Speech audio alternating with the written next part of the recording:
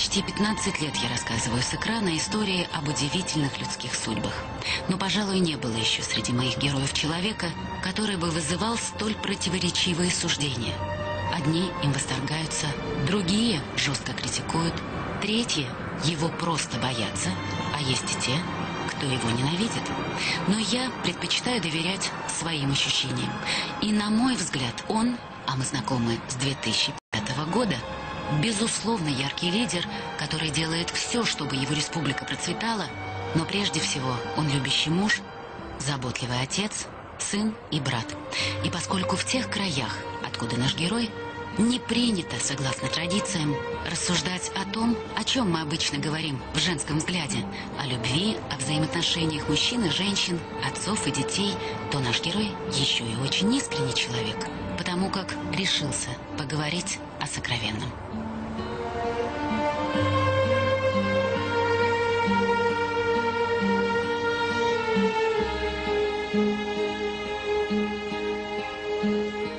Чего ты боишься в жизни? Я боюсь потерять лицо. И я боюсь того, что я... Да, ладно, такого не было. Вот настанет тот день, который мне неудобно будет смотреть в глаза друзьям и тем людям, которые я должен. И в том плане, что они помогли моему народу. А остальное, там, смерть настигнет нам, знаешь, мгновенно. Это у нас не будет спрашивать это никогда. И поэтому в жизни я боюсь потерять честь и совесть и достоинство. В словах главы Чеченской Республики Рамзана Кадырова нет излишнего пафоса. Понятия чести и справедливости прививаются каждому ребенку в чеченской семье буквально с пеленок. К детям относятся строго, а на мой взгляд, тогда же сурово. Рамзан не был исключением. Он очень скучал по отцу, но когда тот возвращался домой, Рамзан даже не мог с ним обняться. Я два раза обнялся с отцом. Вот в жизни у нас не принято это. Когда я вообще был маленький, он приехал, и все там мои двоюродные братья там эти обнимали. Я не знал, я тоже думал, что мне тоже это можно. Я подошел, он меня оттолкнул.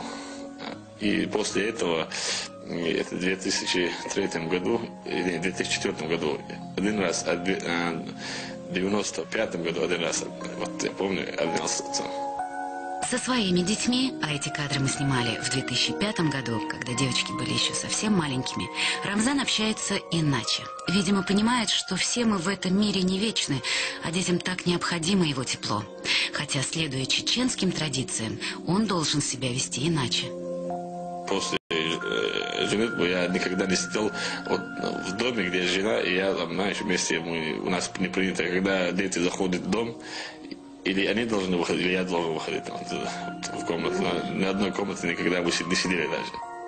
Рамзан женился на своей школьной приятельнице Медни в 1996 году. Мира на чеченской земле тогда не было, и молодожены испытали на себе все тяготы военного времени.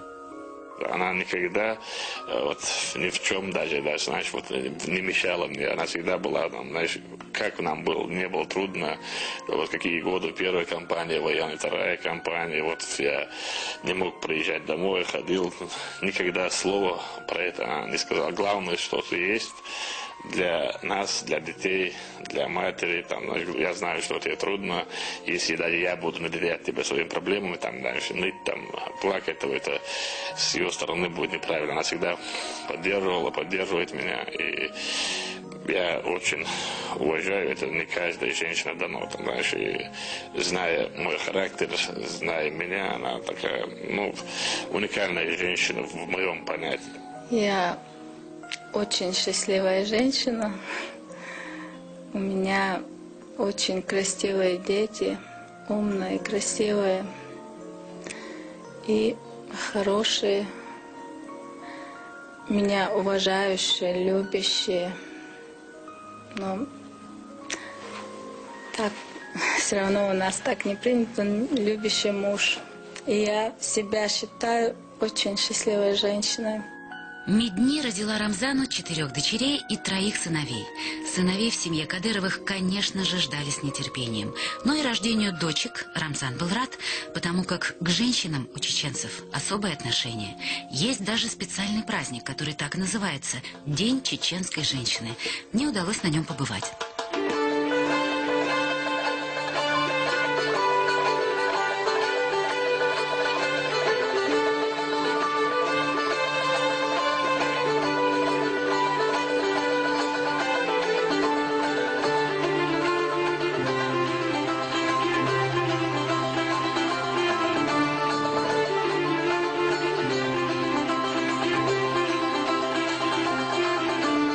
В основу праздника положен исторический факт – подвиг чеченских девушек, совершенный 14 сентября 1829 года.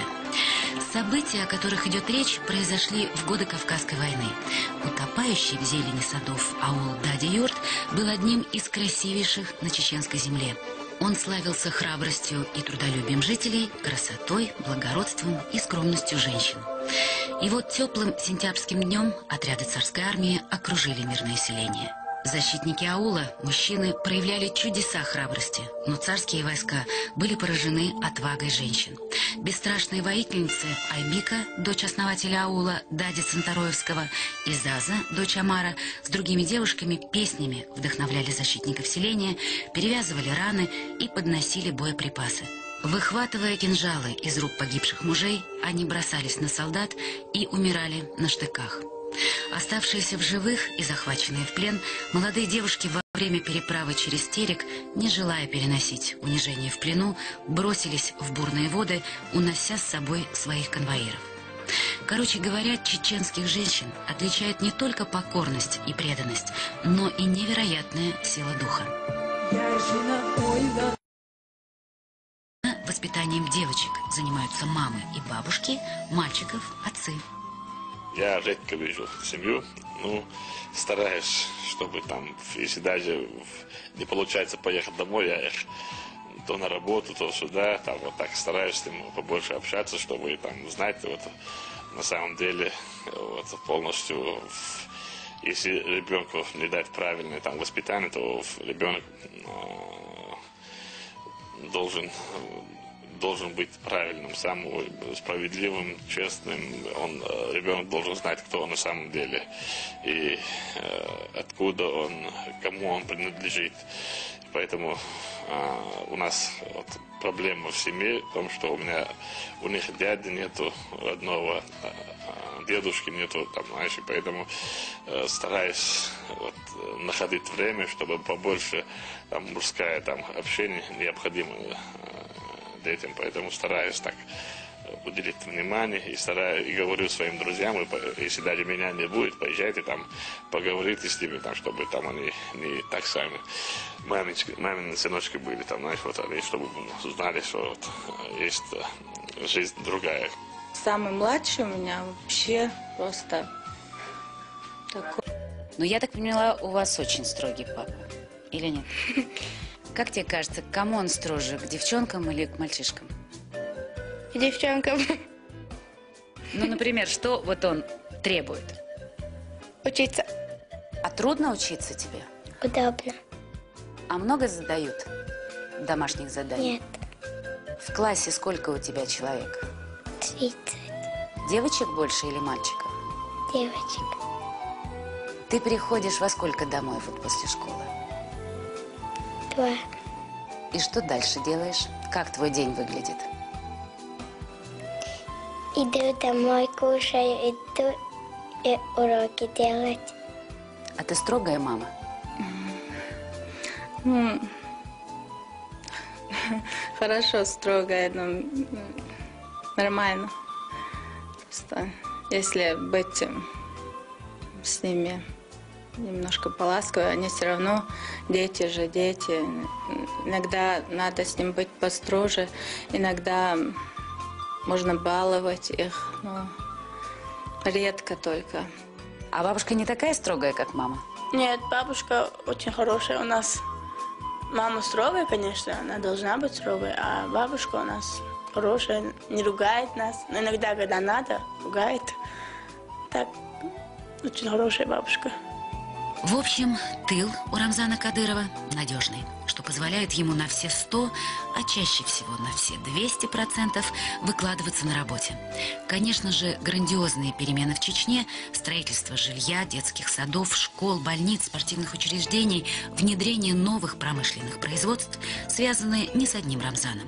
Отец оставил ему главное богатство – верных друзей и единомышленников. У нас, как говорят, каждый чеченец генерал и герой, и обязательно он командир. Поэтому есть очень много